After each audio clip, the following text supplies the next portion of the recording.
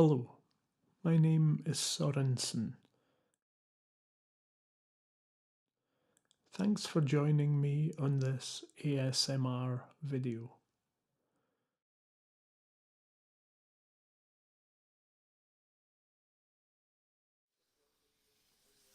In this installment of talking about albums that I own and love,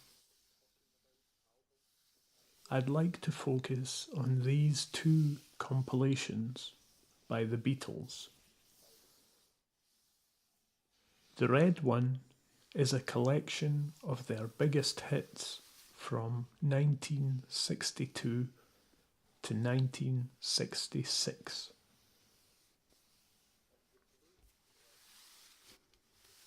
And the blue collection is their hits from 1967 until 1970.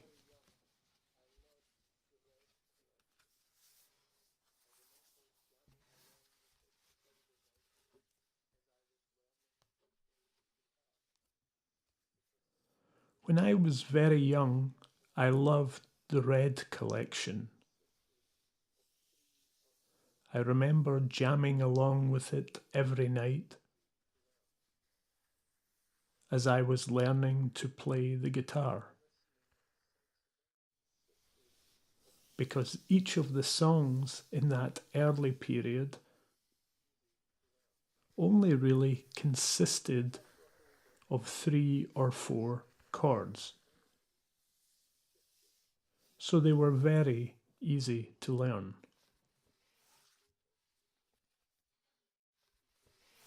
As I got older, my music listening sensibilities shifted towards the blue collection from the Beatles' later period. The songs are darker, weirder, and more sophisticated. It's quite a cool idea having the artwork concept of 2 photos from different periods but set in the same location.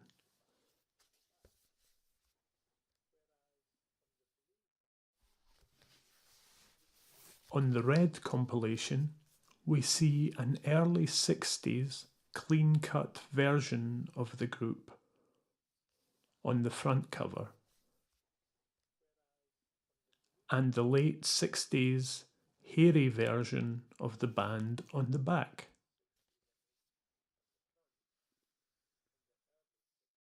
Whereas on the blue compilation, this is obviously reversed, with the late 60s image on the front and the early 60s image on the back.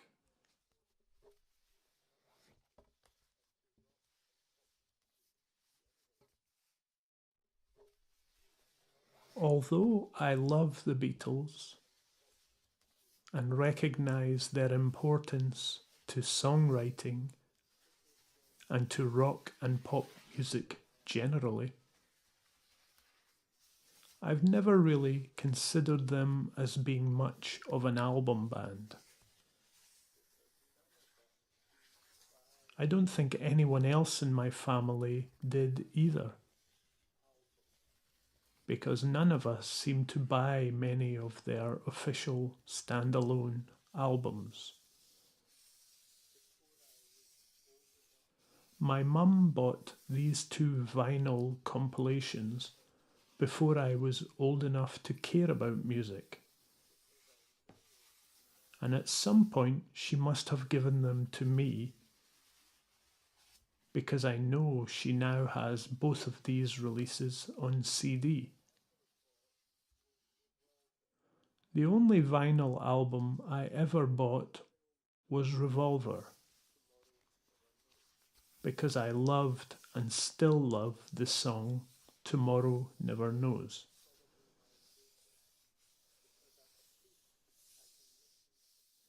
As Beatles albums go, I think Revolver is probably my favourite, because at a push I can listen from start to finish without having to skip any of the songs. In truth, I could do without Yellow Submarine, but it's at least tolerable, and if I'm determined to get the full album experience, then at least I know that Tomorrow Never Knows is only 15 minutes away at the end of side 2. I don't think I ever bought any Beatles music on CD, but I have since bought a bunch of their albums as digital downloads. Despite having Revolver, Sgt. Pepper, Let It Be, Rubber Soul, and the White Album on my iPod, I can't be bothered skipping tracks all the time, so I'm far more likely to listen to the Blue compilation or the more recent Love compilation that George Martin and his son Giles produced. I wasn't too sure about this 2006 project when it was first released, mainly because they mashed together George Harrison's vocal melody from Within You, Without You with the backing track for Tomorrow Never Knows, which seemed like sacrilege to me. However, it's actually grown on me, and for the most part, I now really like this compilation and the mashup choices that they made. It's obviously not better than the original recordings, but when you've heard these songs so many times throughout your life, it's interesting to hear them in a different context.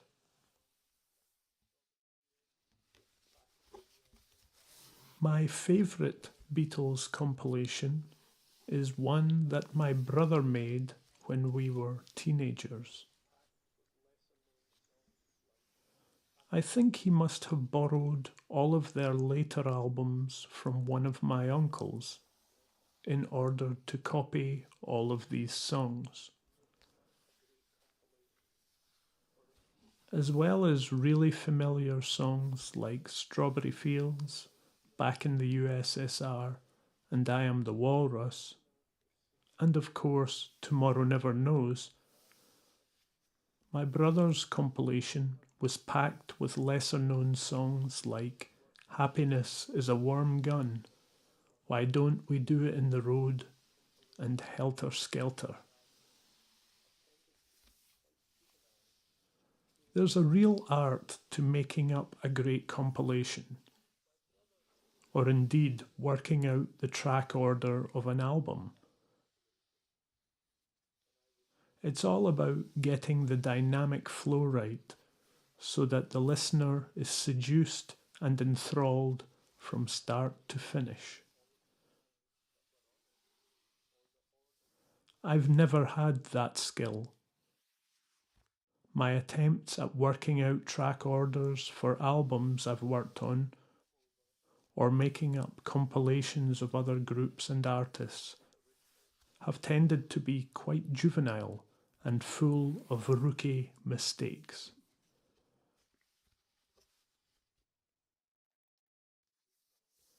My brother made me a double-sided cassette copy of that compilation when I was maybe 15, and I completely wore it out until the tape snapped. I can't actually remember all of the songs that were on it or the order he chose for those tracks. I've got all of the relevant albums now, so I should really get him to come over and try to recreate a digital version of his original compilation so I can play it on my iPod.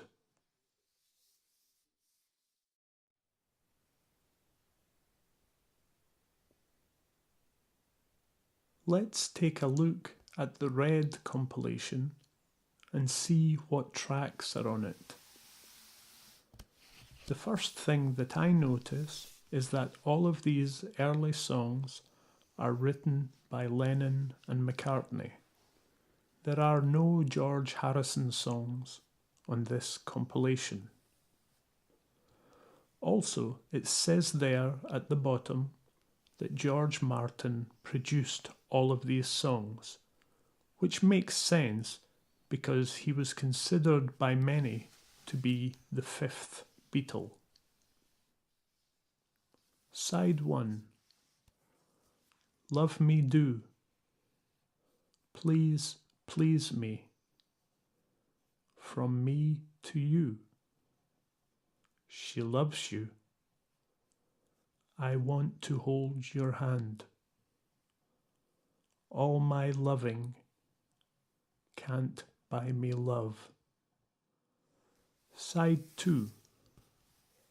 A Hard Day's Night. And I love her. 8 days a week. I feel fine. Ticket to Ride. Yesterday.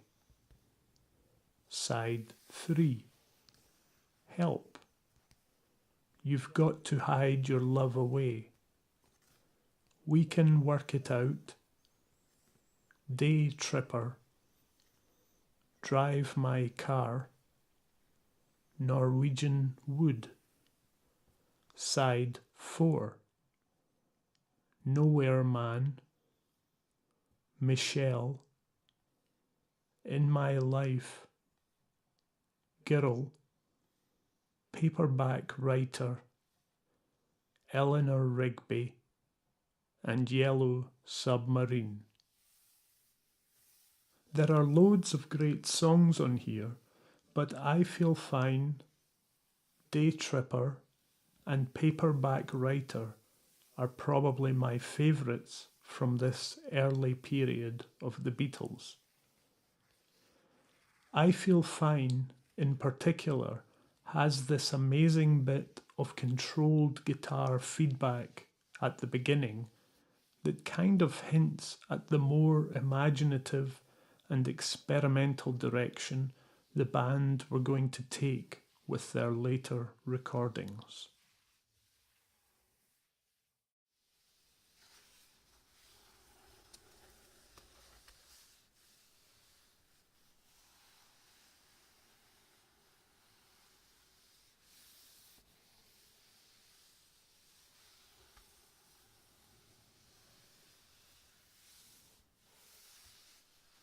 Now, let's take a wee look at the Blue compilation.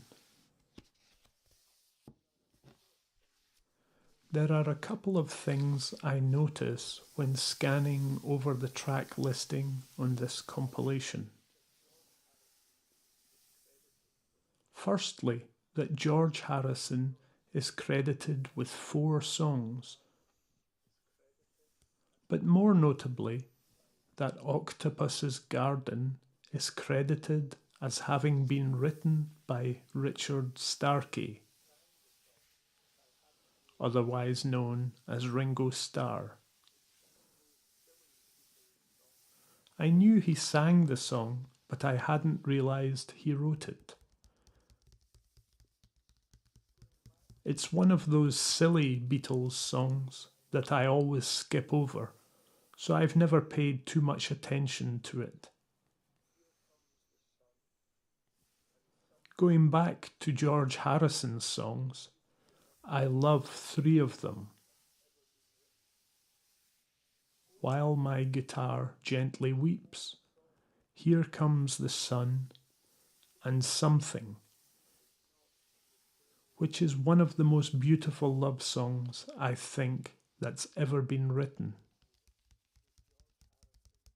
Old Brown Shoe is his fourth song on this collection, which is okay, but it's not on the same level as the others.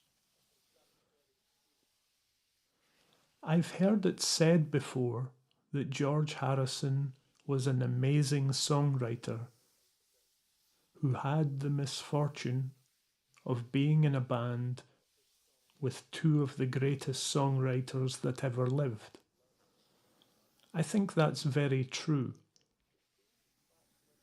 In any other band of that period, George would have been the lead songwriter without a doubt. But in the Beatles, only a handful of his songs could genuinely compete with those of Lennon and McCartney. The full track listing on this compilation is Side 1, Strawberry Fields Forever, Penny Lane, Sgt. Pepper's Lonely Hearts Club Band, With a Little Help from My Friends, Lucy in the Sky with Diamonds, A Day in the Life, All You Need Is Love, Side 2, I Am the Walrus, Hello, Goodbye, The Fool on the Hill, Magical Mystery Tour, Lady Madonna, Hey Jude, Revolution, Side 3, Back in the USSR, While My Guitar Gently Weeps,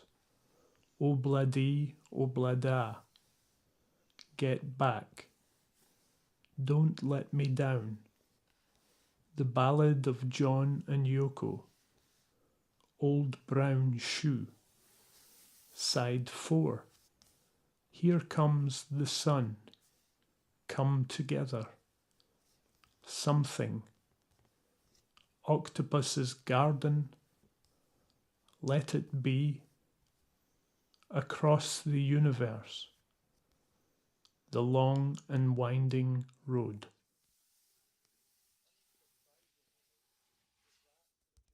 Unsurprisingly, the vast majority of these songs were also produced by George Martin,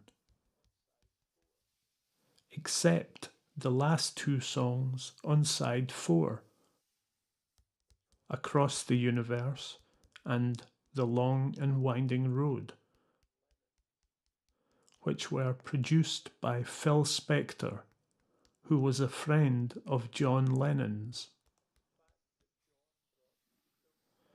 At that point, John and Paul were at odds with each other, and the fact that John brought Phil Spector in behind Paul's back was a bit of an issue. I actually really like the production on both of those songs, but I understand Paul's animosity at this decision being made behind his back.